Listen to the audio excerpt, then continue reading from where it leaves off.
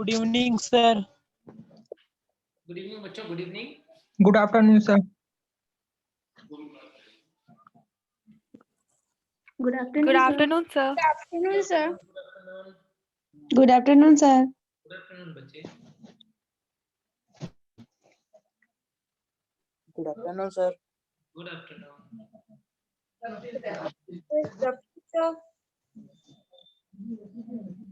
Good afternoon, sir. बच्चे।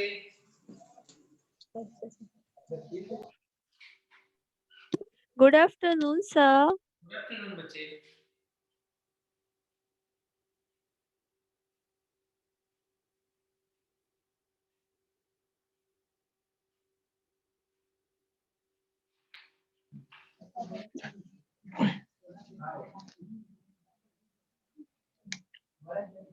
Hello sir. Hello बच्चों। Hello sir. Hello बच्चे, हाँ बताओ बच्चे क्या बोलना चाहते हो? Good afternoon, sir. Good afternoon बच्चे। सर कल आप बताए थे कि मोनेरा किंगडम में सेक्सुअल रिप्रोडक्शन नहीं होता, बट एनसीईआरटी में तो लिखा है कि सेक्सुअल रिप्रोडक्शन भी होता है इसमें। एनसीईआरटी में लिखा है कि short of sexual reproduction is present, है ना? मतलब सेक्सुअल रिप्रोडक्शन नहीं है, वो शॉर्ट ऑफ सेक्सुअल रिप्रोडक्शन है।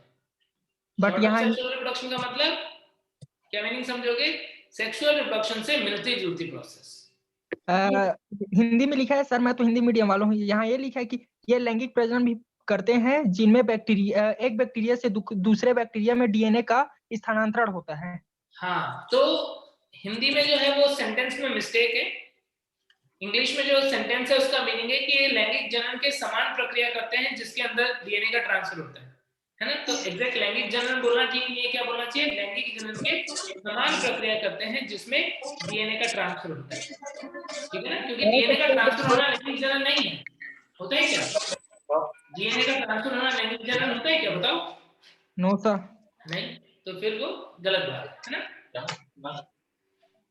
ठीक है, इंग्लिश वाली बुक देखोगे, पढ़ के बताओ इंग्लिश में सेंटेंस। रुको एक मिनट, इंग्लिश वाली सेंटेंस पढ़ते हो।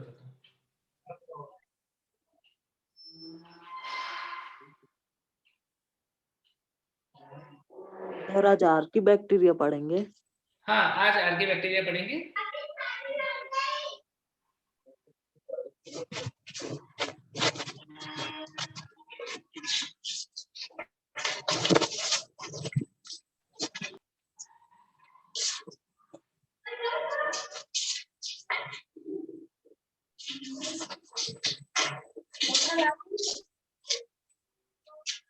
देखो इसमें लिखा हुआ है, इंग्लिश वाली बुक पढ़ रहा हूँ मैं, इंग्लिश वाली लाइन पढ़ रहा हूँ बच्चे, है ना? ध्यान से सुनना। माइक बंद करो आप पहले सर। बच्चे माइक बंद कर दो, सभी ध्यान से सुनो। Bacteria reproduce mainly by fission. Sometimes under unfavorable conditions they produce growth. इसके बाद सेंटेंस लिखा है they also म्यूट reproduce करने by बोलिए सर a उसको। sort of sexual reproduction. Mic बंद करो ना। क्या बच्चे माइक बंद रखो अपनी। वो ऊपर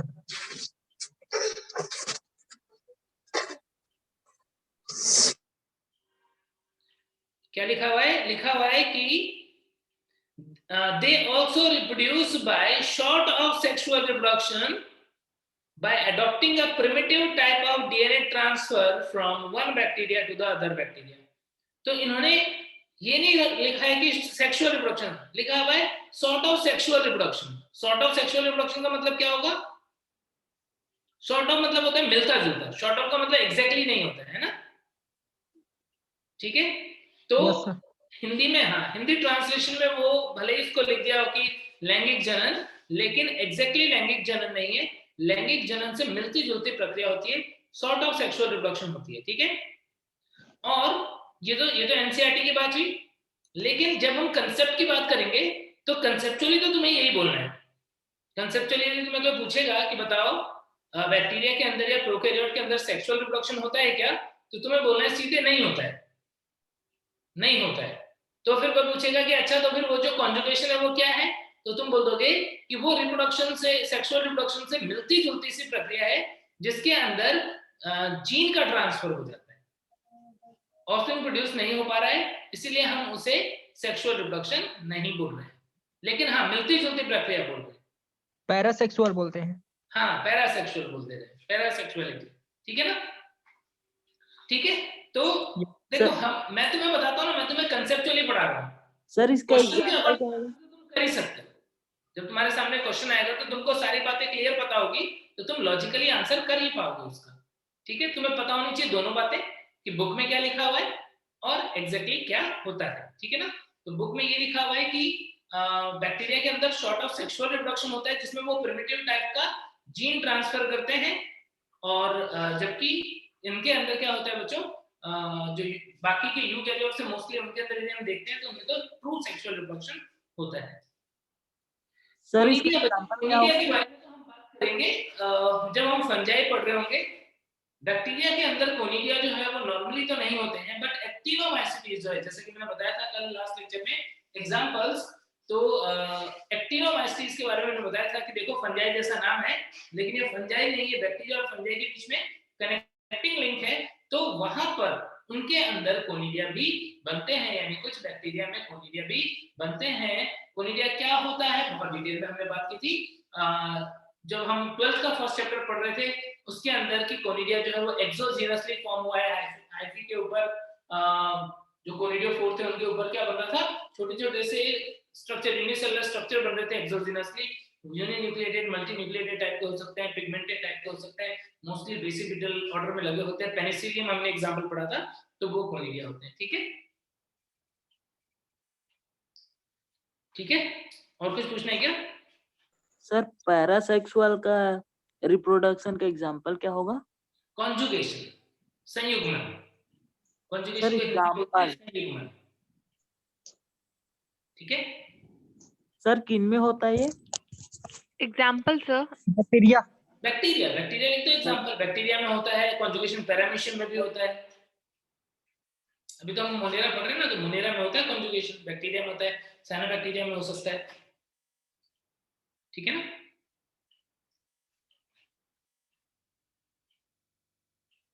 पढ़ेंगे आगे? Yes, sir. ठीक है, यस सर। ठीक है, तो कंटिन्यू करते हैं अब चैप्टर को। देखो लास्ट लेक्चर में हम लोगों ने जनरल कैरेक्टरिस्टिक फीचर जो है वो पढ़ लिए थे। अब आज हमको पढ़ना है आर्कीबैक्टीरिया और यूबैक्टीरिया के बारे में। तो सबसे पहले स्टार्ट करते हैं वीडियो में लिखना आर्कीबैक्टीरिया के बारे में। देखो क्या होते हैं मतलब आद्य बैक्टीरिया सर। आर्कीबैक्टीरिया। हाँ, आर्कीबैक्टीरिया को हम आद्य बैक्टीरिया भी बोल सकते हैं। वैसे तुम्हें बुक्स के अंदर हिंदी में आर्कीबैक्टीरिया ही लिखा हुआ मिलेगा, ऐसे आर्कीबैक्टीरिया नहीं, आद्य लिखा है सर एनसीईआरटी में। हाँ, आद्य भी बोलते हैं उसको, आद्य बैक्टीरिया भी बोलते हैं, बता रहा हूं तुमको। ठीक है, लेकिन मोस्टली जब तुम देखोगे बुक्स के अंदर या क्वेश्चंस में, तो आर्कीबैक्टीरिया ऐसे भी लिखा हुआ मिलेगा। इसे हम आद्य बैक्टीरिया या आद्य जीवाणु भी बोल देते हैं।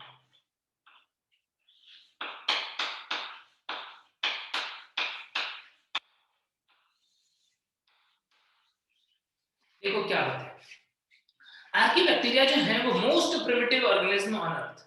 इवोल्यूशन की बात करें तो धरती पर जब इवोल्यूशन हुआ तो सबसे पहले जो जीव बने वो क्या थे, आर्कीबैक्टीरिया। लिविंग सेल्स या लाइफ जो बनी वो स्टार्ट हुई कहां से, आर्कीबैक्टीरिया से। जब अर्थ का इवोल्यूशन हुआ आज से 4 बिलियन ईयर्स अगो की बात करेंगे हम, तो उस टाइम पे तो अर्थ का प्रिमिटिव एटमॉस्फेयर बहुत ही खतरनाक था, बहुत ही ज्यादा वार्म हॉट वाटर जो थे वो ओशन के अंदर थे, और उसके अंदर कुछ बायोमोलिक्यूल्स जो है वो इंटीग्रेट होने लगे। स्टार्टिंग में इवोल्यूशन में स्टार्टिंग में जो ऑर्गेनिज्म बने थे, स्टार्टिंग में जो स्ट्रक्चर्स बनी थी जिनके अंदर प्रॉपर्ली लाइफ नहीं थी, उनको प्रोटोबायोट बोलते हैं, प्रोटोबायोट। ठीक है, कोजरवेट्स और माइक्रोस्फीयर टर्म सुना होगा तुमने, उससे क्या बने, प्रोटोबायोट्स, न्यूक्लिक एसिड वगैरह आ गया। और फिर एक इनिशियल सेल, जो सबसे पहले प्रिमिटिव सेल जो बनी वो क्या थी, आर्कीबैक्टीरिया थी। यानी आर्कीबैक्टीरिया के क्या बोल सकते हैं हम कि these are the most primitive organism on earth।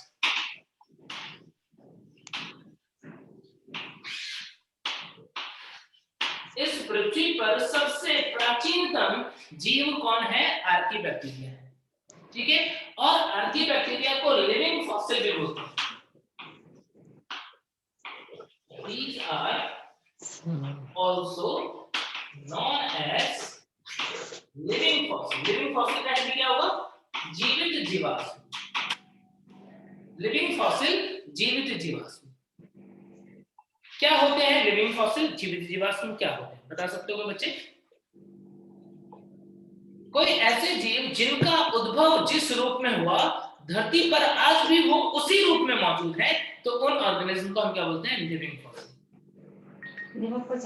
Evolution तो हुआ है लेकिन वो पर्टिकुलर ऑर्गेनिज्म आज भी इस पृथ्वी पर मौजूद है अपने उसी फॉर्म में, उसे हम क्या बोल देते हैं? उसे हम बोल देते हैं लिविंग फॉसिल या जीवित जीवाश्म। आर्किया आज भी इस पृथ्वी पर मौजूद है बिल्कुल उसी फॉर्म में जिस फॉर्म में वो कभी इवोल्यूशन में बने थे, इसीलिए हम उन्हें क्या बोल देते हैं? इसीलिए हम उन्हें बोल देंगे जीवित जीवाश्म या लिविंग फॉसिल। कहां पर मिलते हैं? कहां पर मिलते हैं? दलदली मार्सी क्षेत्र। Found in extremely harsh habitat. 20 रुपए छोड़ देखिए, 50 रुपए निकाल ले। Present in extremely harsh habitat. इसका मतलब क्या है कि बहुत ही विपरीत, बहुत ही प्रतिकूल परिस्थितियों में ये पाए जाते हैं।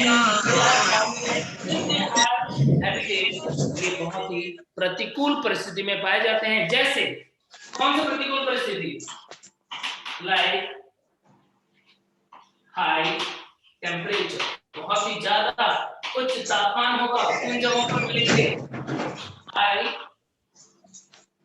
एसिडिटी, एक्सपेंशन, हाई एसिडिटी, इसको क्या बोल सकता हूँ? लो पीएच, बहुत ही ज्यादा तापमान पर बहुत ही ज्यादा अम्लता या निम्न पीएच पर पाए जाते हैं। एंड एक्सट्रीमली हाई प्रेशर, बहुत ही उच्च दाब, एक्सट्रीमली हाई प्रेशर। ऐसी सब बहुत ही प्रतिकूल परिस्थितियों में पाया जाता है आर्किबैक्टीरिया।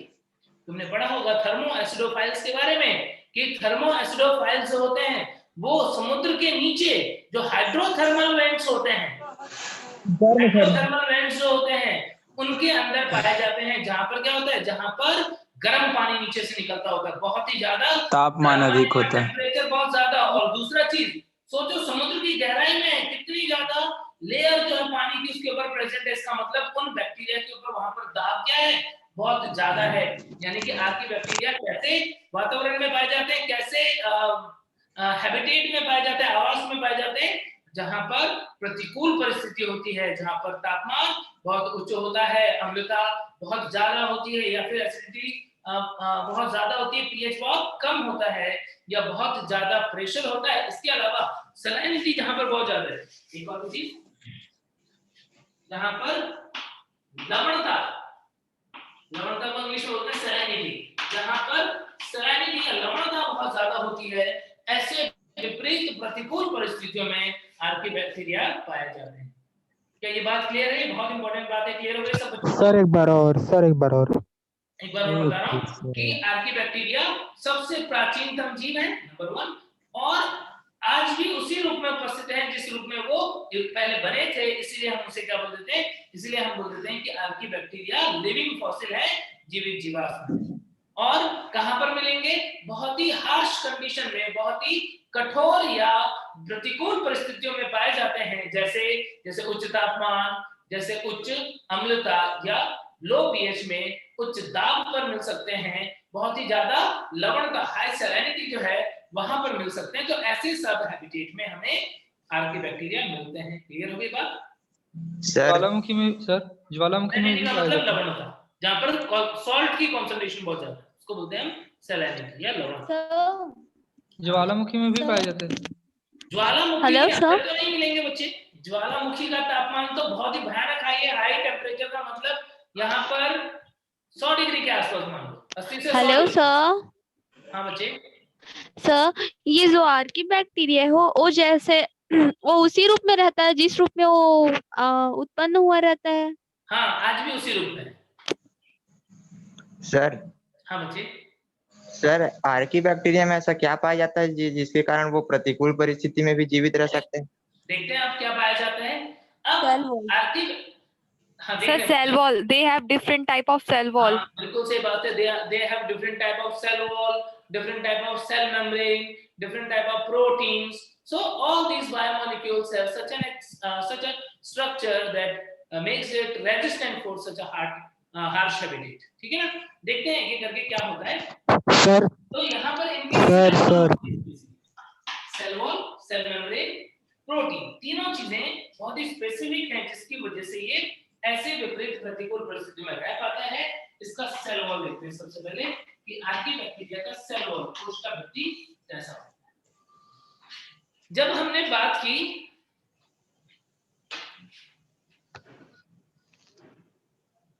देखो बच्चों, एक बच्चा पूछ रहा है सर ये हाई टेम्परेचर पर रह रहा है, जहां पर टेम्परेचर कम होगा वहां पर भी रह सकता है क्या?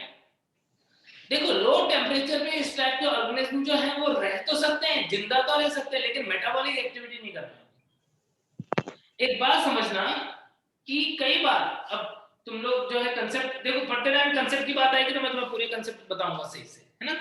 फिर ये मत सोचना कि टॉपिक से कौन सा टॉपिक में चले गए सर, ऐसा नहीं है, क्योंकि गलती से तुम्हें ऐसा टीचर पढ़ाने के लिए मिल जाए जिससे जूलॉजी भी आती हो, बॉटनी भी आती हो, थोड़ी बहुत केमिस्ट्री फिजिक्स भी आती हो, तो वो तुम्हें ये सारी चीजें जो है वो बता पाएंगे।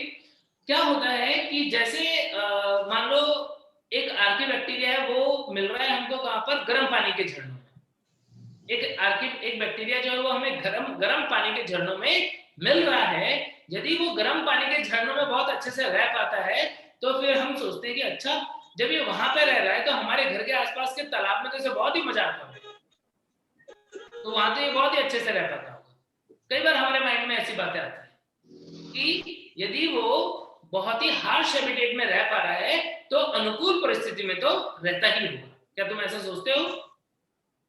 लेकिन ऐसा नहीं होता है, ऐसा नहीं होता है। क्यों नहीं होता है? क्योंकि जिसे तुम नॉर्मल कंडीशन समझ रहे हो वो उस बैक्टीरिया के लिए हार्श कंडीशन है। क्या होता है, जैसे एंजाइम की बात करते हैं, एक एंजाइम की बात करते हैं जो हमारे शरीर में काम कर रहा है। हमारे शरीर में जो एंजाइम काम कर रहा है उसे काम करने के लिए कितना तापमान चाहिए? 37 डिग्री 37 डिग्री सेल्सियस। तो मान लो यहाँ पर है 37 डिग्री सेल्सियस। तो एंजाइम की एक्टिविटी का जब हम ग्राफ देखेंगे तो एंजाइम की एक्टिविटी यहाँ पर इस एक्सिस पे एंजाइम एक्टिविटी और यहाँ पर टेम्परेचर। तो जब हम ग्राफ देखें तो हमारा ग्राफ जो है वो कुछ ऐसा है। 37 के आसपास में एंजाइम मैक्सिमम काम कर रहे होंगे, तापमान को थोड़ा भी कम ज्यादा करते हैं तो फिर क्या होगा, तो फिर उसकी एक्टिविटी जो है उसमें गड़बड़ हो जाएगी, यानी कम हो जाएगी। ऐसे ही जब हम थर्मस एक्वेटिकस की बात कर रहे हैं या कोई आर्की बैक्टीरिया की बात कर रहे हैं, सपोज 80 डिग्री सेल्सियस के आसपास में हमने देखा कि बहुत ही अच्छे से काम कर रहा है, तो उसका एंजाइम एडेप्टेड है किसके लिए? 80 डिग्री पे काम करने के लिए। 80 डिग्री पे काम करने के लिए उसका एंजाइम एडेप्टेड है। तो क्या यही एंजाइम 37 पे भी उतना ही अच्छे से काम करेगा क्या? नहीं करेगा, काम नहीं के बराबर करेगा, नेग्लिजिबल करेगा। इसका मतलब क्या बात क्लियर हो गई?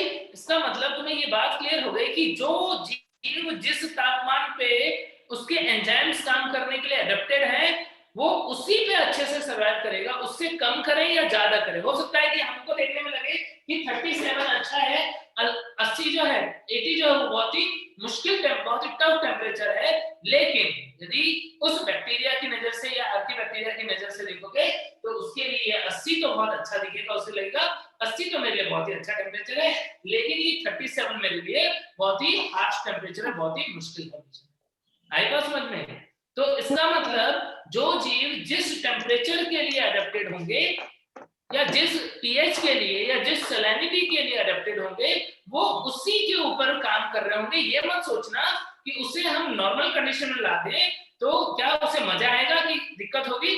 भाई दिक्कत ही होगी, क्योंकि वो उसके एंजाइम्स वगैरह जो भी कुछ मेटाबॉलिज्म परफॉर्म करने के लिए एडेप्टेड है वो जिस कंडीशन के लिए है वो वहीं मिलेगा। इसका मतलब आर्की बैक्टीरिया यदि हाई टेम्परेचर के लिए एडेप्टेड है तो कहां पे मिलेगा? हॉट स्प्रिंग के अंदर, हाइड्रोथर्मल वेंट्स के अंदर, उनके अंदर ही मिलेगा, गर्म पानी के झरनों में मिलेगा। लेकिन हमारे यहाँ पे तालाब में नहीं मिलेगा। आर्की बैक्टीरिया को तालाब में डूबने जाओगे तो नहीं मिलेगा। क्यों? क्योंकि उसकी मशीनरी जो है, उसकी मैकेनिज्म जो है वो इतने टेम्परेचर के लिए एडेप्टेड नहीं। क्लियर हो गई बात सबको? Yes sir. तो अलग अलग हार्श कंडीशन के लिए एडेप्टेड है। आर्की बैक्टीरिया जो होते हैं वो प्रतिकूल परिस्थितियों में एडेप्टेड होते हैं, इसीलिए वो हमें मोस्टली कहां पर मिलेंगे? प्रतिकूल परिस्थिति वाले जगहों पर मिलेंगे और आखिर वो इन कंडीशन के लिए एडेप्टेड क्यों है उसके पीछे जिम्मेदार है उनकी कोशिका भित्ति, कोशिका झिल्ली, उनके अंदर प्रोटीन्स, ये सब। अब बात करते हैं सबसे पहले कोशिका भित्ति। जब हमने जनरल फीचर्स पढ़े थे, जब हमने लास्ट लेक्चर में जनरल फीचर्स पढ़े थे मोनेरा के, तब मैंने तुम्हें बताया था कि सेल वॉल उपस्थित होता है, किसका बना होता है? N-acetyl glucosamine. नहीं बताया तुमने। एमिनो अम्ल। पेप्टिडोग्लाइसिन। पेप्टाइडोग्लाइकन। कल के लेक्चर में मैंने तुमको बताया 16S सर कल के 6 लेक्चर सर तुमने लिखे थे, पेज पलट के देख लो क्या लिखा है था। सर कोशिका गठन का पूछ रहे हैं ना नॉन सेलुलोजिक Non-cellulose. बताएगा पेप्टिडोग्लाइकन नहीं So- बता रहा हूं, ये तो तुम्हें पता है। सर मैं बताया नहीं। सर ग्लिसरॉल और इथरलिपिड सेल्यूलोज रहित सर।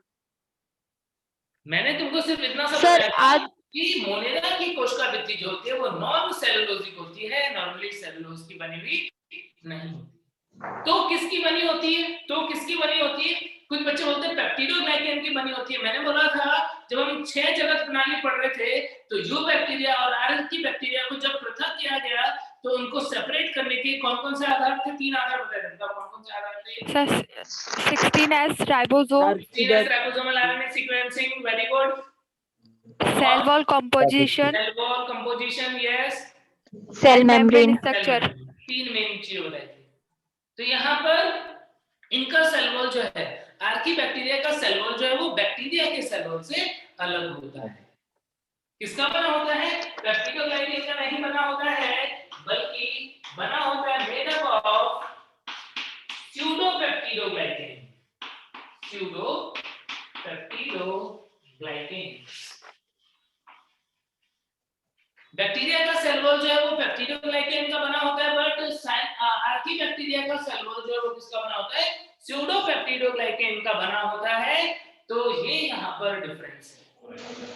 अब यदि तुमने पेप्टिडोग्लाइकन की डिटेल पढ़ी होगी तो N-acetyl ग्लूकोसैमीन और N-acetyl म्यूरामिक एसिड का बना होता है, जबकि यहाँ पर ये स्यूडोपेप्टाइडोग्लाइकन है, ये किसका पॉलीमर होता है?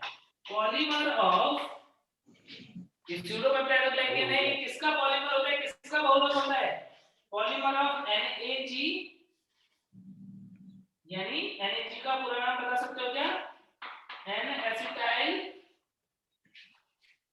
ग्लूकोसामिन। ग्लूकोसामिन और NAG और NAM का बना होता है पेप्टिडोग्लाइकन, N-acetyl ग्लूकोसामिन और N-acetyl म्यूरामिक एसिड। यहाँ पर बना होता है N-acetyl glucosamine and N-acetyl tallose aminuronic acid। तो डिफरेंस हो गया कि नहीं हो गया? डिफरेंस हो गया। बैक्टीरिया की सेल वॉल NAG और NAM की बनी होती है, जबकि इनकी सेल वॉल NAG और NAT की बनी होती है, N-acetyl tallose aminuronic acid इसकी बनी है। तो इनकी कोशिका भित्ति में जो कंपोनेंट का अंतर है, जिसकी वजह से ये टफ हो जाती है, ये उच्च तापमान पे भी अपने आप को मेंटेन रख सकती है, उच्च लवणता सैलिनिटी पे भी अपने आप को मेंटेन रख सकती है, उस टाइप की सेल वॉल हो जाती है। ठीक है, ये जो स्यूडोपेप्टाइडोग्लाइकन है, इसका एक और भी नाम है स्यूडोम्यूरिन।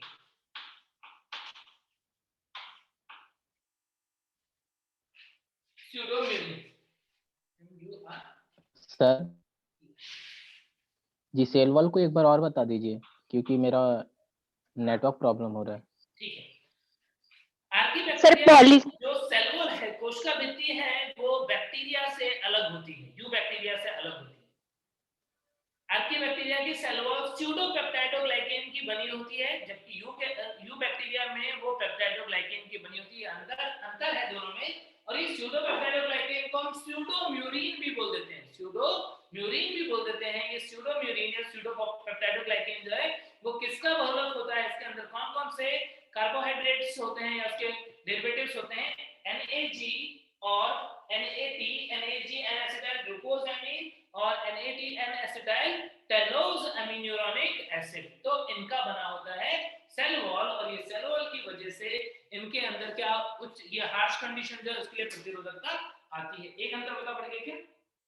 दूसरा देखो, सेल वॉल के बाद में सेल मेम्ब्रेन, इनका सेल मेम्ब्रेन हमने पढ़ा था सर पढ़ा था, उसी को थोड़ा और देख रहे हैं। हमने पढ़ा था कि सेल वॉल और सेल मेम्ब्रेन वगैरह जो है वो यू बैक्टीरिया से अलग है, जिसकी बेसिस पे इनका वर्गीकरण जो है वो कार्ल वूस ने या फिर ग्रे और डूलिटल ने क्या किया था, अलग जगत बना के कर दिया था। सेल वॉल का डिफरेंस तो हमने देख लिया, सेल मेम्ब्रेन का डिफरेंस भी देखो। इनकी कोशिका झिल्ली नॉर्मली हेलो सर, सिद्धांत होता है जिससे हम बोलते हैं यूनिट मेम्ब्रेन हाइपोथेसिस, एकल झिल्ली सिद्धांत, यूनिट मेम्ब्रेन हाइपोथेसिस सुना है क्या? क्या होता है यूनिट मेम्ब्रेन हाइपोथेसिस? हाँ बोलो, सर यूनिट प्लीज मेम्ब्रेन सुनिए हाइपोथेसिस क्या ना। होता है? रॉबर्टसन ने दिया था,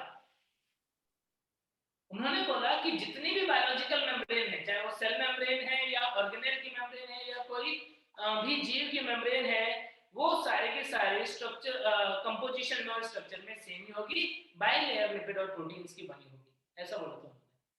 लेकिन यहाँ पर आर्की बैक्टीरिया में हम क्या देखते हैं कि सारे के सारे आर्की बैक्टीरिया ऐसे नहीं है। मोस्टली आर्की बैक्टीरिया के अंदर जो सेल मेम्ब्रेन होता है वो 2 लेयर लिपिड नहीं होता है, बल्कि एक सिंगल लेयर लिपिड होता है। यानी सेल मेम्ब्रेन में क्या इंपॉर्टेंट बात पता पड़ा कि it is made up of single layer branch chain lipid known as फाइटेनॉल, इसे हम बोलते हैं फाइटेनॉल। यानी कि आर्की बैक्टीरिया की कोशिका झिल्ली एकल परतीय शाखित श्रृंखला वाले लिपिड की अवस्था की बनी होती है, जिसे फाइटेनॉल कहते हैं। समझे क्या? कैसे लिखेगा तुम्हें? एक बार हिंदी में और बताओ सर, वन टाइम और हिंदी में और बताओ सर, सर हिंदी में थोड़ा और बताओ। धीरे बोल हाँ हिंदी में बोल रहा हूँ। कोशिका झिल्ली हिंदी में जरूर से रिपीट कर रहा हूँ बच्चे, ध्यान से सुनो। कोशिका झिल्ली, आर्की बैक्टीरिया की कोशिका झिल्ली एकल परतीय सिंगल लेयर, एकल परतीय सिंगल लेयर ब्रांच चेन शाखित श्रृंखला, एकल परतीय शाखित श्रृंखला वाले लिपिड की बनी होती है, जिसे फाइटेनॉल कहा जाता है। समझो कैसे? नॉर्मली जब प्लाज्मा मेम्ब्रेन आप देखते हैं तो उसके अंदर लिपिड कैसे होती है? बाइलेयर लिपिड ऐसी होती है क्या? हाइड्रोफिलिक हेड होता है, हाइड्रोफोबिक टेल होता है। 2 अलग-अलग लिपिड लेयर में हाइड्रोफोबिक हेड जो है वो बाहर की तरफ होंगे, टेल एक दूसरे की तरफ होंगे। पढ़ाई क्या ऐसा कभी? Yes sir. पढ़ाई वेरी। तो ये तो डबल लेयर लिपिड है, बाइलेयर लिपिड है। लेकिन आर्की बैक्टीरिया में ऐसा नहीं है। आर्की बैक्टीरिया में क्या होता है, एक ही लिपिड है जिसके अंदर 2 है, कुछ इस तरह एक ही लिपिड की लेयर है। बाइलेयर लिपिड नहीं है, बल्कि कैसा है, सिंगल लेयर लिपिड है। और उसके अंदर भी जो चेन तुम्हें दिख रहा है, ये जो टेल दिख रही है, इसमें क्या होती है, ऐसी शाखाएं निकली होती है जो कि एक दूसरे में से फिट हो जाएंगी और क्या करेगी, इसे मजबूत बना देगी, ताकि ये गर्म करने पर भी, नॉर्मली क्या होता है, यदि बाइलेयर लिपिड होगा तो गर्म करेंगे तो इजीली क्या हो जाएगा, अलग हो जाएगा। लेकिन सिंगल लेयर होगा तो गर्म करेंगे तो इजीली टूटेगा कि नहीं टूटेगा? नहीं टूटेगा। तो single layer branch chain lipid phytanol की बनी होती है इनकी cell membrane. Single layer branch chain lipid को ही हम क्या बोल रहे हैं, फाइटेनॉल बोल रहे हैं। क्या सेल वॉल और सेल मेम्ब्रेन में डिफरेंस पता पड़ गया क्या? क्या बोले, फाइटेनॉल? हाँ फाइटेनॉल। सर इसमें भी हाइड्रोफोबिक और हाइड्रोफिलिक प्रेजेंट होगा? बिल्कुल, हाइड्रोफिलिक हाइड्रोफोबिक। ये जो गोले बनाए वो हाइड्रोफिलिक हेड है, बीच वाला पोर्शन जो है वो हाइड्रोफोबिक टेल है, जो कि ब्रांचिंग है उनके अंदर।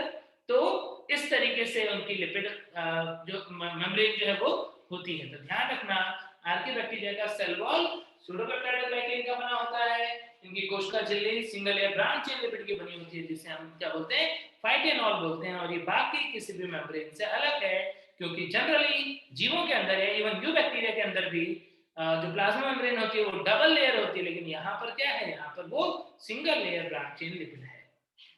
क्लियर हो गई बात सब बच्चों को? Yes sir. यस, तो फिर नेक्स्ट अब देखो प्रोटीन। इनके अंदर प्रोटीन भी बहुत ही स्पेशल टाइप के होते हैं। क्या होता है, यानी ये कुछ ऐसी स्ट्रक्चर्स हो गई, cell wall, cell membrane, proteins वगैरह, जिनकी वजह से ये हार्श कंडीशन में रह पाता है। देखते हैं अब नेक्स्ट इनकी प्रोटीन।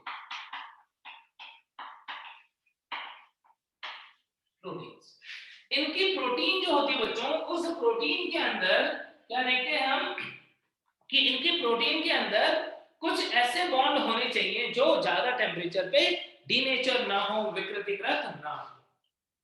विकृतीकृत होने का मतलब जानते हो क्या? विकृतीकृत होना क्या होता है?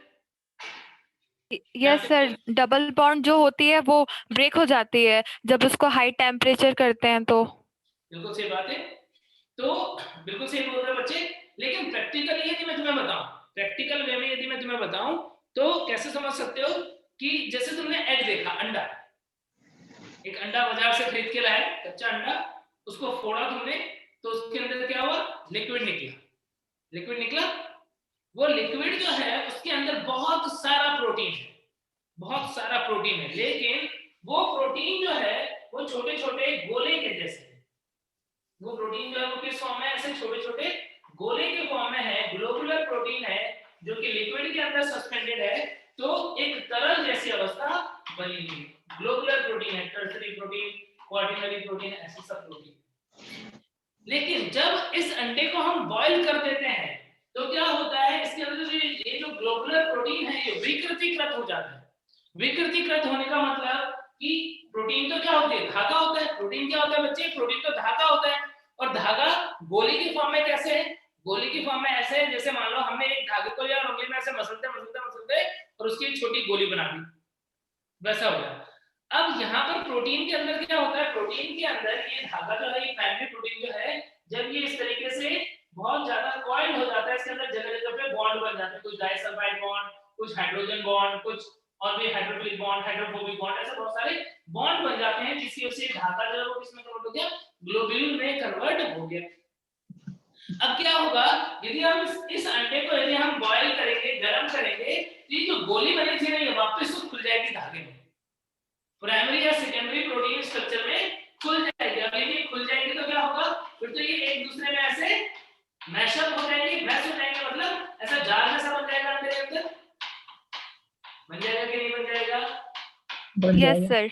तो इसका मतलब पहले जो तुम्हें तरल दिख रहा था, प्रोटीन तरल के रूप में था, अब वही प्रोटीन खुलने के बाद में वो पूरा का पूरा कैसा हो गया? सॉलिड हो गया। अंडा क्या हो गया? सॉलिड हो गया। होता है क्या ऐसा? Yes sir. यही प्रोटीन की टर्सरी स्ट्रक्चर से प्राइमरी या सेकेंडरी स्ट्रक्चर में कन्वर्ट होना, इसे ही हम बोलते हैं डीनेचुरेशन। और डीनेचुरेशन क्यों हुआ?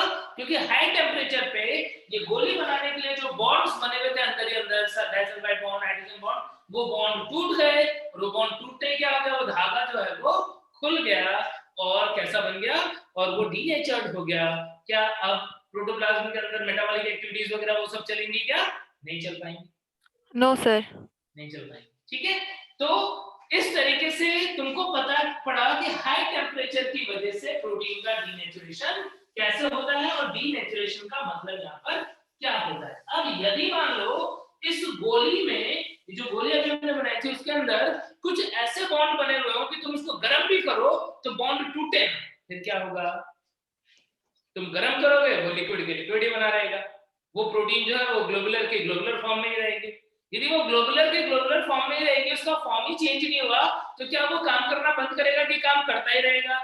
करता ही रहेगा सर, कंटिन्यू रहेगा उसका वर्क। यस, इसका मतलब इस प्रोटीन के प्रोटीन में यही चीज है कि जब ये हाई टेम्परेचर के एडेप्टेड है, तो इनके प्रोटीन में कुछ ऐसे स्पेसिफिक बॉन्ड्स बन जाते हैं, जिन बॉन्ड्स की वजह से क्या होता है, ये ज्यादा टेम्परेचर पे भी प्रोटीन डीनेचर्ड नहीं होता है, एंजाइम जो है वो डीनेचर्ड नहीं होगा, एंजाइम बहुत मजे से काम करता रहेगा, और वो ऑर्गेनिज्म जो है वो हाई टेम्परेचर पे भी सर्वाइव करता रहेगा, मेटाबॉलिक एक्टिविटीज चलाता रहेगा। आई बात समझ में?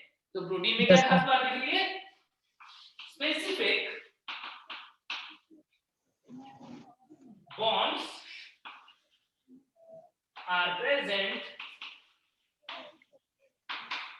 like वो स्पेसिफिक बॉन्ड कौन से बच्चों? like homopolar bonds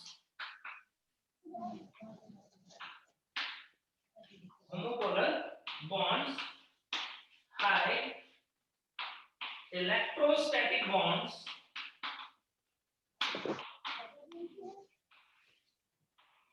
etc. are present that prevent denaturation of protein at high temperature.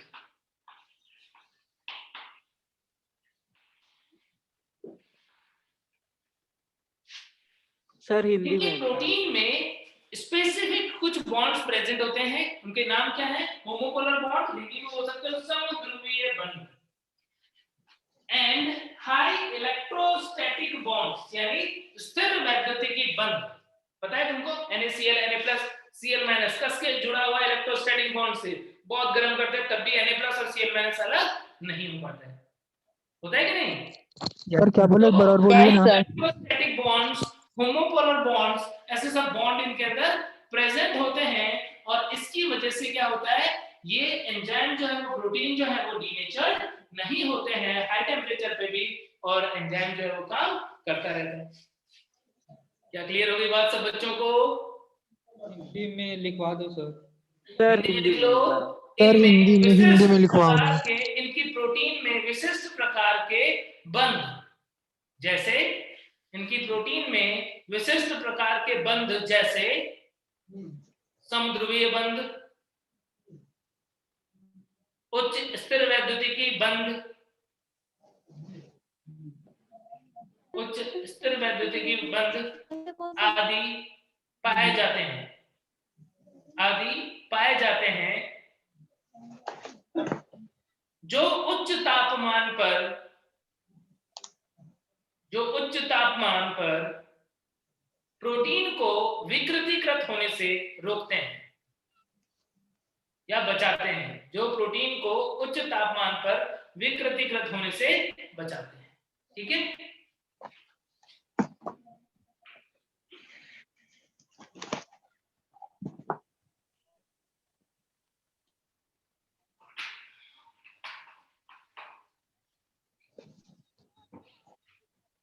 तो ये जो प्रोटीन सेल वॉल और सेल मेम्ब्रेन की स्ट्रक्चर देखी, यही क्या करता है, इस आर्की बैक्टीरिया को हार्श कंडीशन में बचा के रखता है या सर्वाइवल में हेल्प करता है। अपने होमोपोलर बॉन्ड को क्या बोले थे सर? समध्रुवीय बंध। दो सेम पोलैरिटी वाले जो मॉलिक्यूल होंगे उनके बीच जो बंध होता है उसे समध्रुवीय बंध बोलते हैं, और वो काफी स्ट्रांग होता है, बहुत स्ट्रांग होता है।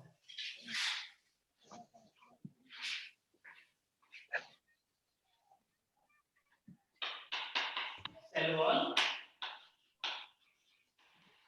Cell membrane,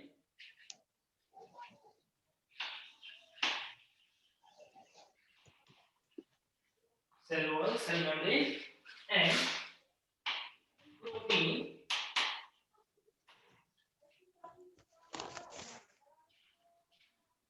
structure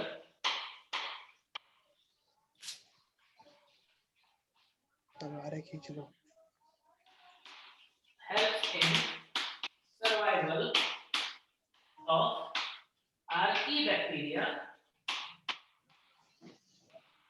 in harsh habitat.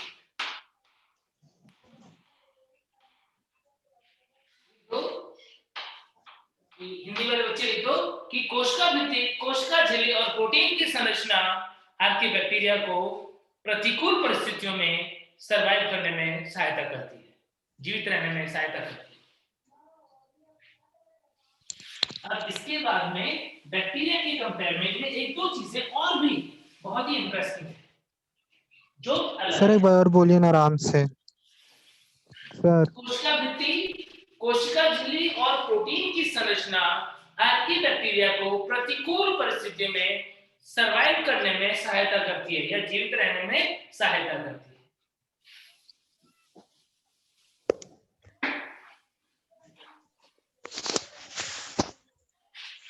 अब इसके अलावा कुछ और बहुत ही इंपॉर्टेंट बात यहां पर कर रहे हैं हम।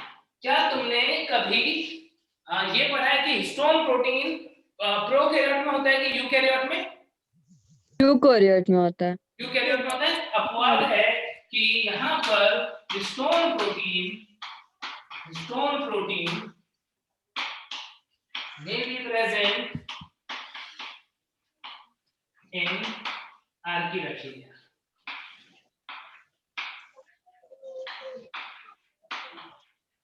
But it is different from eukaryotic.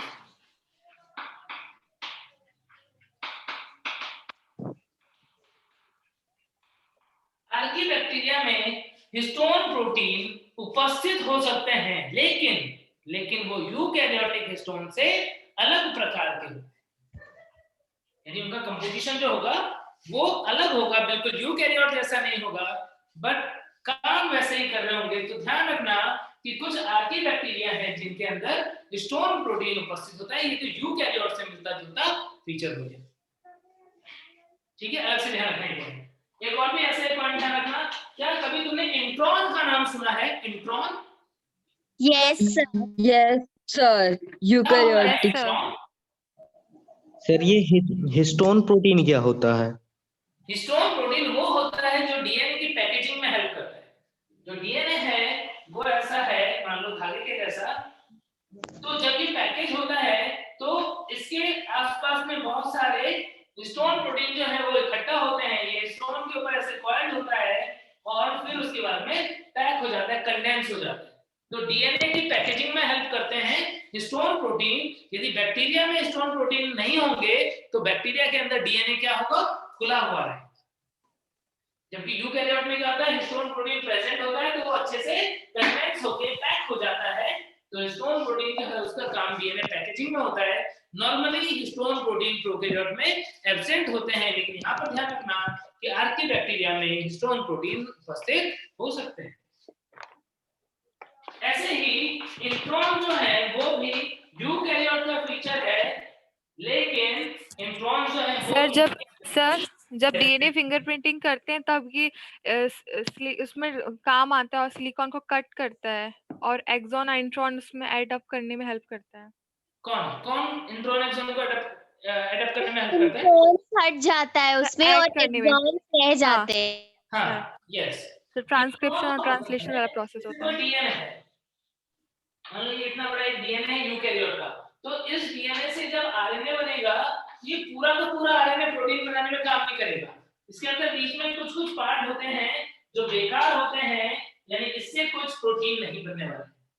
तो क्या होता है, जब इससे आगे फंक्शनल एमआरएनए बनेगा तो ये इतने जगहों से कट हो जाएंगे और सिर्फ एक्सॉन जुड़ करके एक डीएनए एक फंक्शनल एमआरएनए बन जाएगा और इंट्रॉन वाले पोर्शन अलग हो जाएंगे। यानी कुल मिलाकर के इतनी सी बात ध्यान रखो कि इंट्रॉन वो पोर्शन है डीएनए का जो फंक्शनल आरएनए बनाते टाइम हटा दिया जाता है, क्योंकि वो किसी प्रोटीन को कोड, अमीनो एसिड को कोड नहीं कर रहे। एक्स्ट्रा पार्ट है आरएनए के अंदर, मतलब डीएनए के अंदर एक्स्ट्रा पार्ट होता है जो बाद में आरएनए में आ रहा था। ठीक है, तो इंट्रॉन जो है वो नॉर्मली प्रेजेंट होता है यूकैरियोट के अंदर, बट इनके अंदर भी प्रेजेंट हो सकता है। Intron is present in archaebacteria.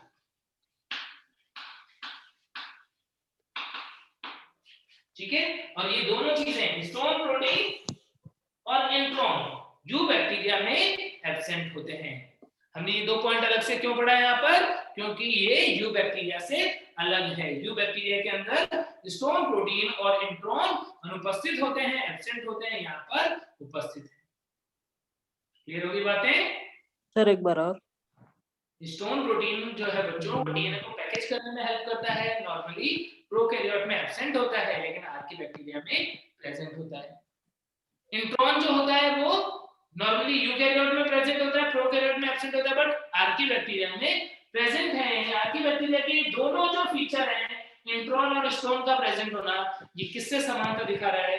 ये यूकैरियोट से समानता दिखा रहा है। ये इसका एडवांस कैरेक्टर है एज कंपेयर टू मोनेरा के अदर। सर इंट्रॉन किस में एब्सेंट होता है? क्या इंट्रॉन किस में एब्सेंट होता है? एब्सेंट यू बैक्टीरिया में। Intron you bacteria. Excuse me okay sir, sir. हाँ बच्चे, सर इंट्रॉन्स का काम क्या होता है आर्कीबैक्टीरिया में? देखो इंट्रॉन्स का फंक्शनल रोल तो अभी तक नहीं पता चला है। इंट्रॉन्स जो है वो ऐसा माना जाता है कि कोई भी जब डीएनए बना होगा तो डीएनए ने अपने कुछ कुछ पार्ट्स को रिपीट कर लिए होंगे डीएनए की लेंथ को बड़ा करने के लिए, तो बीच बीच में कुछ ऐसे पार्ट बन गए होंगे जो जस्ट रिपीट्स हैं, उससे डीएनए का साइज बढ़ रहा है और उससे फंक्शनल प्रोटीन बनाने में उसका कोई रोल नहीं है, इसलिए उसको हटा दिया जाता है। उसके अदर रोल जरूर से हो सकते हैं जो अभी वेल नोन नहीं है, रेगुलेशन वगैरह में जरूर से हो सकता है वो डीएनए का पार्ट काम कर रहा होगा कहीं पे, है ना। Okay, thank you sir. Sir ज्यादातर प्रोकैरियोट्स में इंट्रॉन नहीं उपस्थित होते हैं ना? हाँ, ये ज्यादातर प्रोकैरियोट में इंट्रॉन अनुपस्थित होता है, ज्यादातर प्रोकैरियोट में हिस्टोन अनुपस्थित होता है, ठीक है ना। यहाँ पर उपस्थित है इसलिए हमने इसको अलग से लिखा है कि भाई ये ध्यान रखना। Okay sir. चलो अच्छी बात है। तो ये तो बात हो गई कुछ इंपॉर्टेंट पॉइंट्स जो आर्कीबैक्टीरिया से रिलेटेड है जिसकी वजह से ये हैबिटेट में रह सकता है और इसमें और यू बैक्टीरिया में डिफरेंट है। अच्छा, अब एक बात और बता दो, क्या हार्श हैबिटेट में रहने का ठेका सिर्फ आर्कीबैक्टीरिया में ही ले रखा है क्या? क्या हार्श हैबिटेट में रहने के लिए सिर्फ आर्कीबैक्टीरिया में ही कॉन्ट्रैक्ट ले रखा है क्या? क्या ऊपर वाले ने सिर्फ आर्कीबैक्टीरिया को बोला हुआ है कि तुम ही रहोगे हार्श हैबिटेट में, ज्यादा टेंपरेचर पर और कोई नहीं रहेगा? क्या बोला हुआ है क्या ऊपर वाले ने? नो सर, सब मोस्टली बैक्टीरिया प्रेजेंट होते हैं। ध्यान रखना, कुछ बच्चों के दिमाग में इतना भयानक घुस जाता है ना आर्कीबैक्टीरिया का हार्श हैबिटेट, तो उन्हें लगता है दुनिया में यही है जो हाई टेंपरेचर पे रहेंगे, गर्म पानी के झरने में मिलेंगे, लेकिन ऐसा नहीं है। कुछ बैक्टीरिया भी ऐसे हैं जो हार्श हैबिटेट में रहते हैं। जो मोस्ट कॉमन बैक्टीरिया का नाम तुमने सुना है और तुम उसको काफी यूज करते हो, थर्मस एक्वेटिकस, सुना है क्या? यस सर, पीसीआर में यूज करते हैं। Bacteria yes sir, Thermus aquaticus application में हाई टेंपरेचर पे रहता है वो, और वो आर्कीबैक्टीरिया नहीं है, वो यू बैक्टीरिया है। जो थर्मस एक्वेटिकस है वो यू बैक्टीरिया है। ऐसे ही कुछ साइनोबैक्टीरिया है, वो भी हाई टेंपरेचर पे रहते हैं। ऑक्सीलेटोरिया वगैरह जो है वो भी हाई टेंपरेचर के लिए अडेप्टेड होते हैं। तो ऐसा नहीं है कि सिर्फ इन्हीं के पास सारी की सारी ऐसी खूबियां आ गई है कि हाई टेंपरेचर पे रहता है। इनके अलावा भी कुछ मोनेरा के मेंबर हैं जो हाई टेंपरेचर के लिए या हार्श हैबिटेट के लिए अडेप्टेड होते हैं, ठीक है। अब आर्कीबैक्टीरिया को हम 3 मेन ग्रुप्स में बांटते हैं। आर्कीबैक्टीरिया जो है उनके 3 मेन ग्रुप जो है वो कौन कौन से हैं? एक होता है मिथेनोजन,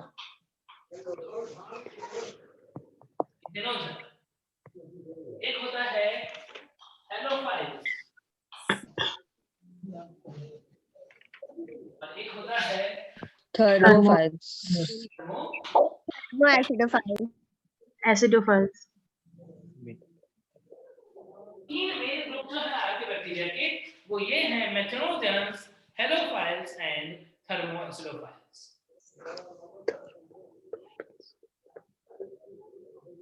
ठीक है बच्चों, तो मेथेनोजेंस नाम से पता पड़ रहा है क्या कर रहा होगा? मीथेन प्रोडक्ट करेगा। मेथेन लिखते हैं कहां पर उपस्थित होता है? प्रेजेंट इन उपस्थित होते बताओ। Gut of several human buffaloes and cow. Buffaloes, ruminants, gut of cattles, गाय भैंस जो है उनके रूमेन के अंदर, उनके गट के अंदर उपस्थित होता है। रूमेन, रेटिकुलम, ओमोसोम, एडमोसोम ऐसे सब चैम्बर्स होते हैं स्टमक के अंदर। तो काउ जो है उसके गट के अंदर या स्टमक के अंदर प्रेजेंट होता है। और कहां पर प्रेजेंट होता है? Present in intestine. Cow dung, गोबर में आएगा, गोबर में आएगा तो also used in biogas plant। Biogas plant जो है उनके अंदर भी उपस्थित होगा। पैडी फील्ड, पैडी फील्ड से धान के खेतों में होते हैं। मार्शी एरियाज वहां पर उपस्थित, कहां पर उपस्थित होंगे समझ गए? मेथनोजेंस जो है वो कैटल की रूमेन में, गट में उपस्थित होते हैं। गाय के गोबर या एनिमल का जो डंग है उसमें उपस्थित होगा, इसलिए बायोगैस प्लांट के अंदर यूज होते हैं। पैडी फील्ड, पैडी का मतलब धान, पैडी फील्ड्स में उपस्थित होते हैं और दलदल वाले क्षेत्रों में, मार्शी एरियाज में भी उपस्थित होते हैं। क्या ये बातें क्लियर हो गई सब बच्चों को? Hello sir. याद रखना है, इंपॉर्टेंट है बहुत ज्यादा। हेलो फाइल्स कहां पर प्रेजेंट होंगे? नाम से पता पड़ रहा है, हेलो फाइल्स, जिसको सलाइनिटी पसंद हो, प्रेजेंट उच्च लवणता में। Salty areas. Yes, high salinity. कितना कंसंट्रेशन? 17 to 23% concentration. कैसे ओवर प्रेजेंट होंगे? जहां पर कंसंट्रेशन बहुत ज्यादा है पानी का, कितना? 17 to 23%। क्या क्या एग्जांपल हो सकते हैं? लाइक लगून, तो समुद्र तटीय क्षेत्र होते हैं, वहां पर कई बार समुद्र का पानी इकट्ठा होता है, धीरे धीरे इवेपोरेट होता जाता है, तो पानी के अंदर जो लवण की सांद्रता है वो क्या हो जाएगी? वो ज्यादा हो जाएगी। उस लवण अत्यधिक सांद्र लवण वाले जल को हम क्या बोल देते हैं? उन्हें हम बोल देते हैं लगून। तो लगून के अंदर उपस्थित होगा नमकीन जो झीलें होती हैं, सॉल्ट लेक, तो झील होती है जिसका पानी बहुत नमकीन होता है, बहुत ही ज्यादा कंसंट्रेशन होती है, उनके अंदर ये उपस्थित होगा। डेड सी, मृत सागर, ओशन सर, ओशंस में, ओशियंस के अंदर कंसंट्रेशन की बात करें बच्चों, तो ओशियन की कंसंट्रेशन इसके कंपैरेटिवली काफी कम है, 3% के आसपास है। Okay sir. कहां पे मिलेगा? पर्टिकुलरली वो पार्ट जहां पर कंसंट्रेशन ज्यादा होता है, तो ओशियन का ही वो पार्ट जहां पर हम देख रहे हैं पानी इकट्ठा होता है किनारे पे जाकर के, समुद्र के तट पे, कोस्टल एरिया में, उससे हम क्या बोलते हैं? लगून। तो लगून में प्रेजेंट होगा, सॉल्ट लेक में प्रेजेंट होगा। डेड सी, डेड सी में कंसंट्रेशन बहुत ज्यादा है। डेड सी के बारे में तुमने सुना भी होगा कि उसके अंदर कोई डूब नहीं सकता है। तुम छलांग मार दोगे तो तुम डूबोगे नहीं, इतनी ज्यादा डेंसिटी है उसकी कि हम हल्के ही होते हैं उसके कंपेयर में, तैरते रहते हैं अपने आप ही, बिना हाथ पैर मारे तैरता रहता है इंसान, डूबता नहीं है। तो उसके अंदर हेलो फ्रेंड्स को हिंदी में बताइए ना एक बार। किसको? हेलो फ्रेंड्स को। फिर जो है वो हाई सैलिनिटी का मतलब क्या हो गया? उच्च लवणता वाले जल में उपस्थित होता है। कितनी लवणता? 17 से 23%। एग्जाम्पल जो है लगून, लगून को तो हम लगून ही बोलेंगे, और सॉल्ट लेक जो खारे पानी की झील होती है, सॉल्ट लेक, और डेड सी, मृत सागर। सर लगून क्या होता है? अच्छा, मैंने बताया लगून वो होता है समुद्र के तट पर वो एरिया होता है जहां पर पानी इकट्ठा हो गया, समुद्र का पानी, धीरे धीरे वो पानी वाष्पीकृत होता रहेगा, तो पानी तो हो जाएगा कम और लवण की सांद्रता हो जाएगी ज्यादा। ऐसे पानी के गड्ढों को हम क्या बोल देते हैं? लगून।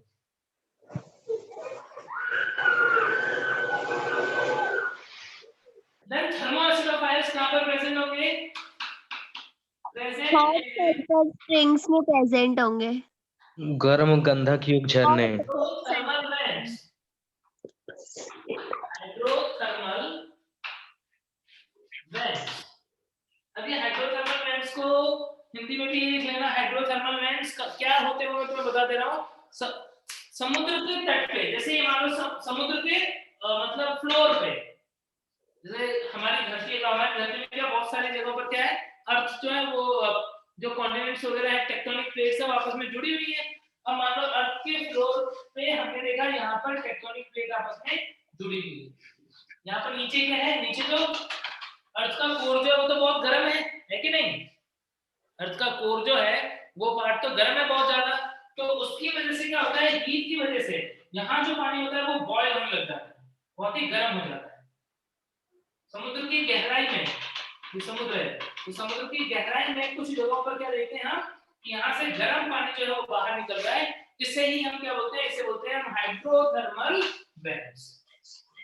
हाइड्रोथर्मल वेंट्स इसके बारे में, तो इन हाइड्रोथर्मल वेंट्स में बहुत ज्यादा तापमान और बहुत ज्यादा दाब के ऊपर और पीएच भी यहाँ पर काफी कम होता है। कौन मिलेंगे? थर्मोएसिडोफाइल्स मिलेंगे। ठीक है, तो हाइड्रोथर्मल वेंट्स, हाइड्रोथर्मल वेंट्स के अलावा ये कहां पर मिलते हैं? जो गर्म पानी की झरने होते हैं, क्या बोलोगे? हॉट स्प्रिंग्स, गर्म पानी के झरने, एक बार तुमने देखा होगा कि कुछ जगह ऐसी हैं जहां पर हम पहाड़ पे, मानेसर वगैरह हुआ, कुछ जगह ऐसी होती है जहां पर हम पहाड़ों के ऊपर जाते हैं और वहां पर कुंड बना हुआ है, उस कुंड में गर्म पानी होता है, उस कुंड में गर्म पानी होता है, एकदम बॉइलिंग वाटर, गर्म पानी। वो गर्म पानी है, वो हॉट स्प्रिंग्स है, और उनके अंदर भी कुछ जीव सर ऐसा प्लेस छत्तीसगढ़ में भी है। छत्तीसगढ़ में कौन सा बच्चे? ये बलरामपुर डिस्ट्रिक्ट में तातापानी सर, मेरे घर के पास ही है। क्या क्या जगह का नाम बताया? तातापानी, बलरामपुर डिस्ट्रिक्ट। दातापानी? हाँ ओके, वेरी गुड बच्चे, तो फिर तो घूम लिए बता रहे तुमने मुझे। बहुत सर। ठीक है, तो जहां पर हम क्या देख रहे हैं, where temperature is high, कितना? up to 80 degree Celsius, 80 degree तक तापमान होता है, and pH is low up to 2। तो बहुत ज्यादा हाई टेम्परेचर और बहुत ही लो पीएच पर हमें मिल जाएंगे थर्मोएस्ट्रोफाइल्स। कंपेयर करके पढ़ते जाओगे, बहुत ही आसान रहेगा, जीवन ही आसान बन जाएगा तुम्हारा। ठीक है, इतनी बात समझ आ गई सबको? देन इसके बाद में मेथनोजन्स जो हैं वो क्या कर रहे हैं, वो मीथेन का प्रोडक्शन कर रहे हैं। सर लो अप टू क्या है? Hello sir. सर लो up to sir hello sir. हाँ बोलो बच्चे। सर मेरे को ये जो थर्मोएसिडोफिल इसका वन टाइम और सर समझ में नहीं आया क्लियर। थर्मो का मतलब होता है टेम्परेचर, थर्मो का मतलब होता है टेम्परेचर, एसिड का मतलब जानते हो अम्ल, और फाइल वर्ड जो इसका मतलब होता है लविंग, जो ऐसा जीव जो टेम्परेचर और अम्ल को प्यार करता है, इसे हम क्या बोलेंगे, थर्मोएस्ट्रोफाइल। कहां पर मिलेंगे? जहां पर टेम्परेचर ज्यादा हो, कितना? Up to 80 degree Celsius. जहां पे अम्लता बहुत ज्यादा हो, पीएच का रहेगा कम, तो ऐसी जगह। और ऐसी जगह के नाम बताओ? ऐसी जगह का नाम है thermo hydrothermal vents, hot spring, जगह जहां पर क्या होता है, टेम्परेचर बहुत ही ज्यादा हाई होता है और पीएच बहुत ही लो होता है। इन जीवों को बोलते हैं थर्मोएसिडोफाइल्स। हिंदी में भी यही बोलते हैं। नेक्स्ट देखो हम मिथेनोजन्स। मिथेनोजन्स क्या करते हैं? प्रोड्यूसेस मीथेन, CH4 का निर्माण करते हैं। किससे बनाते हैं? बाय CO2 को रिड्यूस करके, CO2, formaldehyde, formic acid, etcetera. तो ऐसे कुछ यौगिकों से वो क्या करता है, मीथेन का प्रोडक्शन करता है। ऐसे जीवों को हम क्या बोलते हैं? मिथेनोजन्स बोलते हैं। मिथेनोजन्स जो हैं वो किस जगह पर रहते हैं? एनारोबिक प्लेसेस पर रहते हैं। ये है ऑब्लिगेट एनारोब्स। ऑब्लिगेट का मतलब क्या होता है? कंपल्सरी।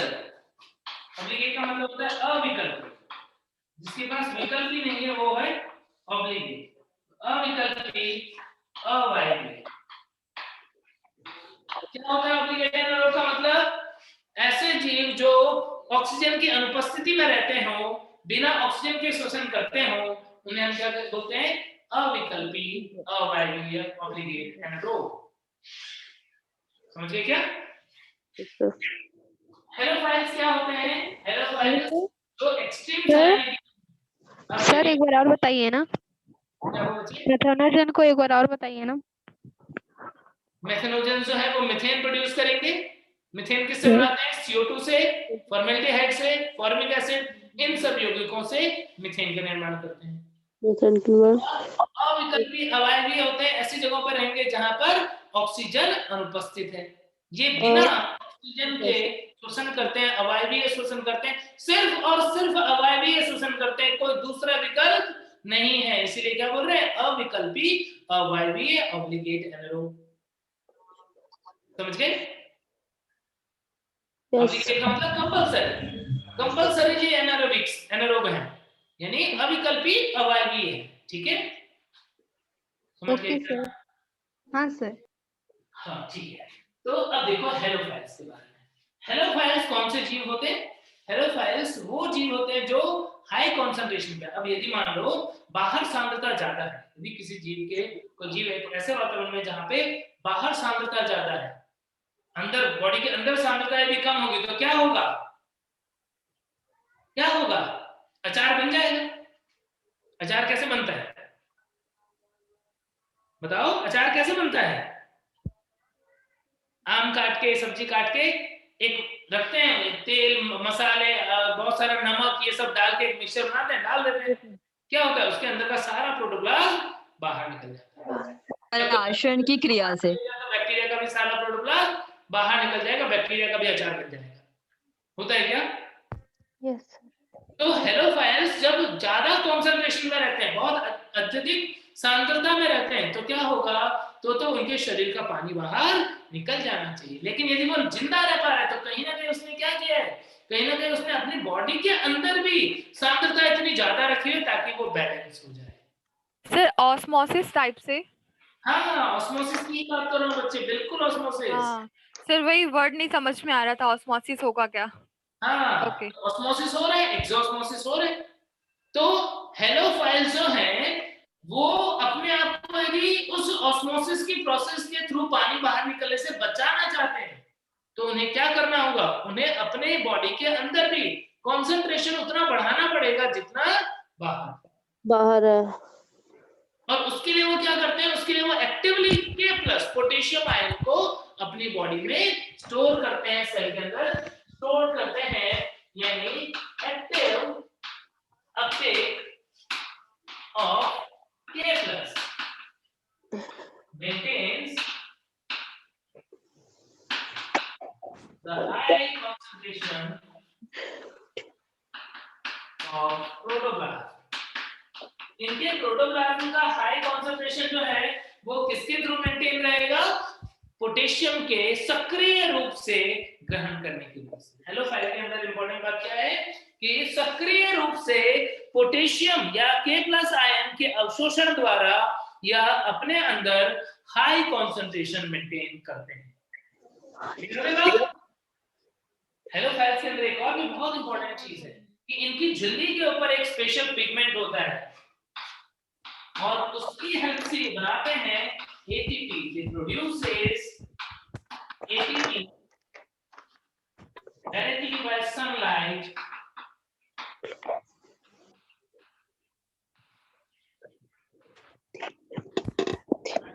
of pigment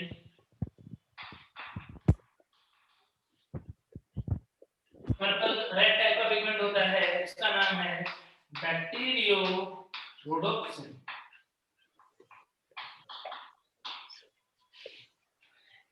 इनके अंदर झिल्ली पर कुछ स्पेशल पिगमेंट लगे होते हैं, वर्णक लगे होते हैं। हेलोफाइल के अंदर झिल्ली पर कुछ स्पेशल पिगमेंट लगे होते हैं जिन्हें क्या बोल देते हैं? जिन्हें बोल देते हैं बैक्टीरियोरोडोप्सिन। क्या बोल देते हैं?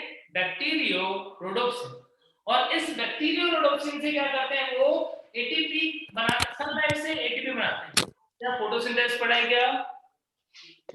फोटोसिंथेसिस में लाइट रिएक्शन पढ़ाएं क्या? और बोलिए सर। फोटोसिंथेसिस रिएक्शन क्या होता है? Hello sir. हाँ बच्चे, और बोलिए ना सर, थोड़ा धीरे बोलिएगा ना। प्रकाश संश्लेषण में या फोटोसिंथेसिस में लाइट रिएक्शन क्या होता है जानते हो? Yes sir. जिसमें सनलाइट से क्या बनता है? एटीपी। फिर क्या होता है? Dark reaction. डार्क रिएक्शन में से एटीपी को यूज करके फूड बनाया जाता है। पता है सब बच्चों को? Yes sir. लेकिन यहाँ पर ऐसा नहीं हो रहा है, यहाँ पर फोटोसिंथेसिस नहीं हो रहा है, फूड का सिंथेसिस नहीं हो रहा है।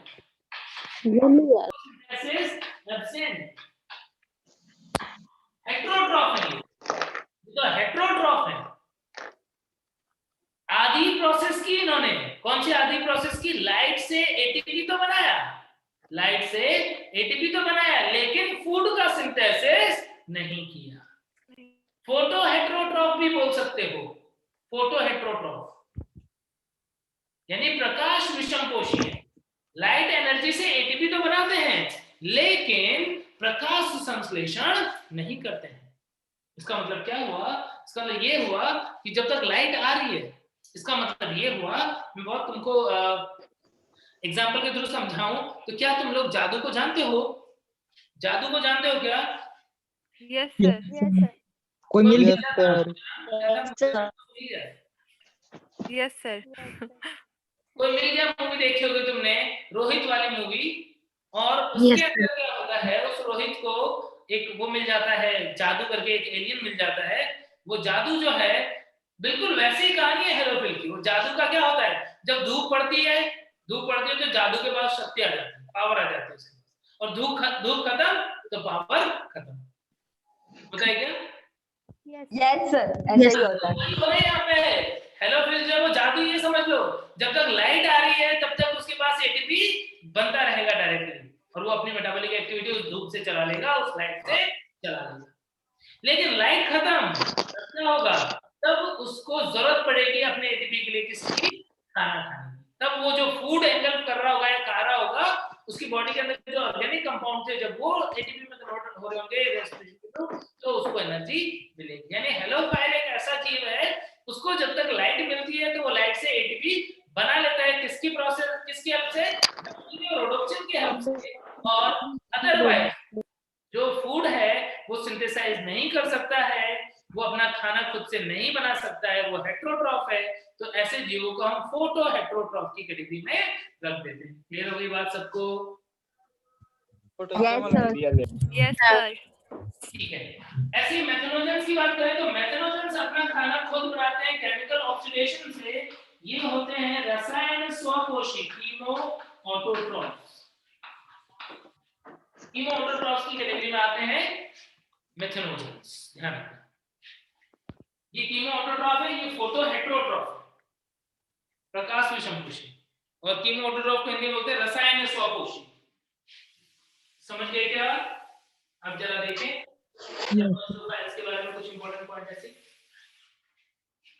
थर्मोएसिडोफाइल्स जो होंगे बच्चों, इनके अंदर अब सेम इनके अंदर भी जो पीएच कम ज्यादा हो रहा है, ज्यादा पीएच है, कम पीएच है, तो उसके अकॉर्डिंग इनकी बॉडी के अंदर भी पीएच जो है वो बैलेंस होना चाहिए। तो वो बैलेंस कैसे करते हैं? वो बैलेंस करते हैं सल्फर कंपाउंड को की यूज से। यदि इन ऑक्सीडाइजिंग कंडीशन, यदि वातावरण ऐसा है जहां पर ऑक्सीजन बहुत ज्यादा है, ऑक्सीकारी वातावरण है, ऑक्सीडाइजिंग कंडीशन, क्या करेंगे ये? दे कन्वर्ट सल्फर कंपाउंड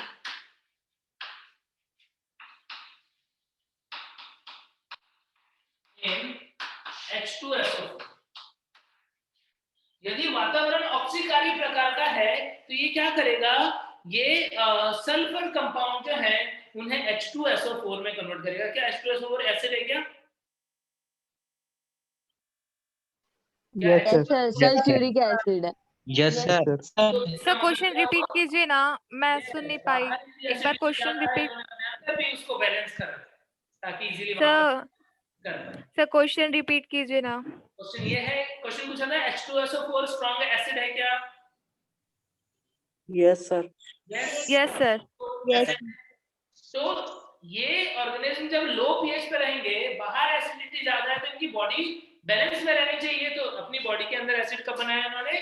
जब ऑक्सीडाइजिंग कंडीशन है तो इन्होंने सल्फर कंपाउंड को कन्वर्ट कर लिया किसके अंदर? H2SO4 के अंदर। लेकिन यदि उल्टा हो, क्या? यदि एनवायरनमेंट रिड्यूसिंग हो, इन रिड्यूसिंग कंडीशन, तो ये क्या करेंगे? सल्फर कंपाउंड को रिड्यूस कर लेंगे। दे कन्वर्ट सल्फर कंपाउंड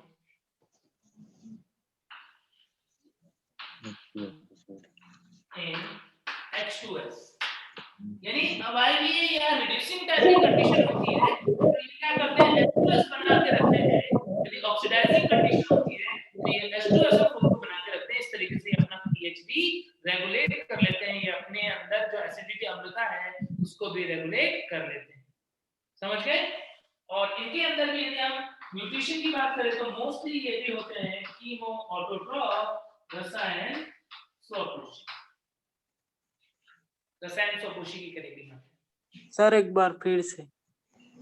थर्मोएस्टोफाइल्स के लिए याद रखना कि जो थर्मोएस्टोफाइल होते हैं ये ऑक्सीकारी माध्यम में या ऑक्सीकारी कंडीशंस के अंदर सल्फर यौगिकों को H2SO4 में कन्वर्ट कर लेते हैं, जबकि जो रिड्यूसिंग कंडीशन होती है, अपचायक कंडीशन होती है, उसमें सल्फर यौगिकों को रिड्यूस करके H2S बना लेते हैं, हाइड्रोजन सल्फाइड बना लेते हैं। ठीक है, और इनके अंदर भी पोषण जो है वो स्वपोषी, कौन सा, रसायन स्वपोषी प्रकार का होता है। कुछ एग्जांपल्स में ध्यान रखना है। मेथनोजन का एग्जांपल,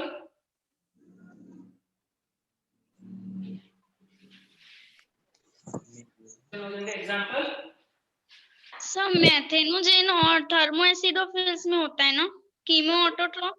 क्या बोल रहे हो बच्चे? मेथनोजेंस, मेथेनोजेन और थर्मोएसिडोफिल्स में हाँ रसायन पोषी होते हैं दोनों।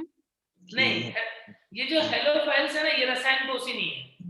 नहीं तो ये दोनों मेथेनोजेन और थर्मोएसिडोफिल्स। सर रिमेनिंग 2 हाँ वो होते हैं। दोनों रसायन स्वपोषी। हेलोफाइल जो है वो प्रकाश परपोषी, विषमपोषी, प्रकाश विषमपोषी, फोटो हेटेरोट्रॉप। यस। मिथेनोजेंस का एग्जांपल मिथेनोबैक्टीरियम, मिथेनोकोकस, मिथेनोकोकस, ह्यूमेनोकोकस, ऐसे एग्जांपल आते हैं। हेलोफाइल्स के अंदर हेलोबैक्टीरियम, थर्मोफाइल के अंदर थर्मो, प्लाज्मा, थर्मो, प्रोटियस, ये कुछ एग्जांपल है। अब यहां पर एक दो एग्जांपल ध्यान रखना। जैसे मैं पूछूं मिथेनोमोनास, मिथेनोमोनास इन तीनों में से कहां पर आएगा? क्या मिथेनोमोनास मिथेनोजन है कि मेथेनोजन, पहले मेथेनोजन, मेथेनोजेन। तो ध्यान रखना वो मेथेनोजेंस नहीं है, वो यू बैक्टीरिया है। मिथेनोमोनास यू बैक्टीरिया है। सर क्वेश्चन क्या था? कि मिथेनोमोनास क्या है? मिथेनोजन है, हेलोफाइल है, थर्मोइसोफाइल है कि यू बैक्टीरिया है? तो मिथेनोमोनास यू बैक्टीरिया है। नाम को देख करके नहीं वो हो जाना, अच्छा मिथेनो मिथेनो लगा है तो उसके अकॉर्डिंग कर दिया आंसर। क्यों सर? अरे होता ही नहीं है, जबरदस्ती थोड़ी कर दोगे।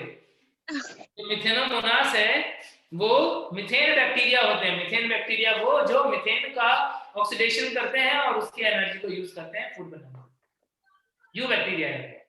ऐसे में तुम्हें कुछ बताओ, थर्मोस, थर्मस एक्वेटिकस क्या है?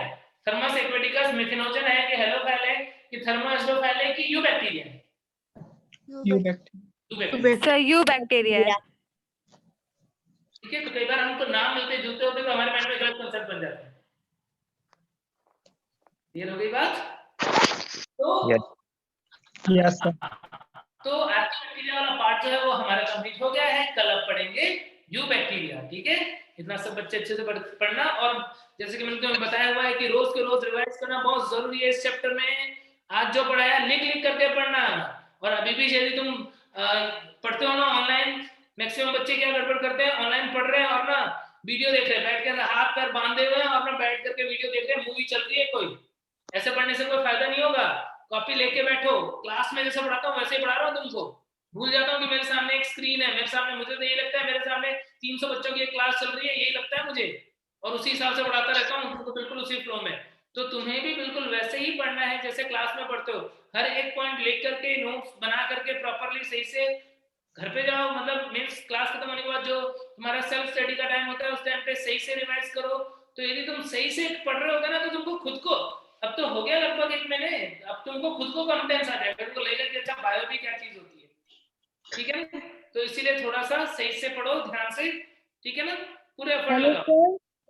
Hello sir. Thank you sir. Sir hello sir, paddy fields को हिंदी में क्या बोलते हैं? किसको? पैडी फील्ड्स को। पैडी फील्ड्स लिखो ना, इसमें चैट बॉक्स में लिखो ना सर। हेलोफाइल्स, हेलोफाइल्स हिंदी में हेलोफाइल्स ही बोलते हैं, जो धान की सर खेती में फर्स्ट पाए पॉइंट जाते हैं। समझ में नहीं आया। कौन सा पॉइंट? फर्स्ट पॉइंट एक बार और। कौन सा पॉइंट बताओ ना। ये के प्लस वाला? एक्टिव आप, यस सर। देखो क्या हो रहा है कि हेलोफाइल ऐसी जगह पर प्रेजेंट है जहां पे बाहर कॉन्सेंट्रेशन बहुत ज्यादा है, सॉल्टी वाटर में प्रेजेंट है। जी सर। तो वहां पर सरवाइव करने के लिए क्या करना होगा, उसे अपनी बॉडी के अंदर भी कॉन्सेंट्रेशन ज्यादा रखना होगा। जी सर। तो अपनी बॉडी के अंदर कॉन्सेंट्रेशन बढ़ाने के लिए क्या करना होगा, एक्टिव एब्जॉर्प्शन करना पड़ेगा, एटीपी कंज्यूम करके एक्टिव एब्जॉर्प्शन करना पड़ेगा। तो ये क्या करते हैं, ये K+ तो एक्टिवली एब्जॉर्ब कर लेते हैं ताकि अपने अंदर कॉन्सेंट्रेशन बढ़ा पाए और उस मीडियम के अंदर अपने आप को एकोमोडेट कर पाए। समझ गए? Okay sir, okay thank you sir. Okay हाँ प्रतिमा, ये पैडी फील्ड्स जो बोल रहे हो ना बच्चे तुम, इसका मतलब होता है धान के खेत, धान के खेत होते हैं paddy fields. Okay sir, okay चलो सर। बाय बाय बच्चों, बाय बाय। हाँ नाज बानो बाय बाय। चलो अच्छे से पढ़ना, मेरी बात जो है उसको सीरियसली लेना पड़ेगा। कल डाउट क्लास है ना चलो मिलते हैं सर, हाँ बच्चे, कल डाउट क्लास कल ही रखें क्या? क्योंकि संडे टेस्ट है सर। अच्छा इसलिए चलो ठीक है, तो कल हम ऐसा कर लेंगे, कल पहले डाउट्स क्लियर कर लेंगे जो भी तुम्हारे होंगे दोनों चैप्टर्स के, उसके बाद आगे बढ़ेंगे, है ना? Yes sir, thank you. जिन भी बच्चों के पास डाउट्स है वो कलेक्ट कर लेना। Thank you sir. चलो मिलते हैं फिर, चलो बाय बाय बच्चों, बाय।